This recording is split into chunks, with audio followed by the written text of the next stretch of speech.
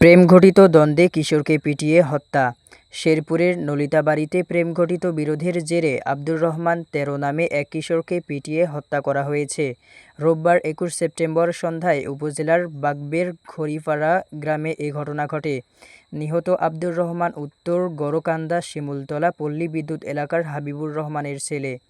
স্থানীয় সূত্র ও পুলিশ জানায়, বিকেলে আব্দুর রহমান বন্ধু আশিক, স্বাধীন, জীবন, সিয়াম ও হিমেলকে নিয়ে খড়িয়াপাড়ায় বেড়াতে যায়। এ সময় একই এলাকার রোকন নামের এক কিশোরও খড়িয়াপাড়ার এক কিশোরীকে পছন্দ করায় দুই কিশোরের মধ্যে বিরোধ তৈরি হয়। রোকন তার বন্ধু ফয়সালসহ কয়েকজনকে সঙ্গে নিয়ে আব্দুর রহমানের ওপর হামলা চালায়।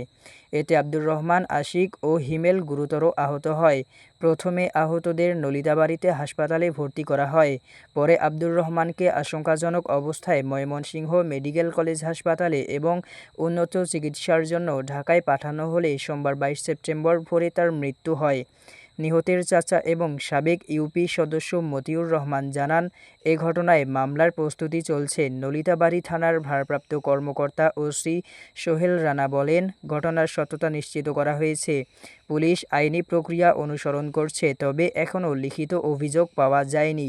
ঢাকায় ময়নাতদন্ত শেষে মরদেহ পৌঁছানোর পর অভিযোগ দায়ের করা হবে।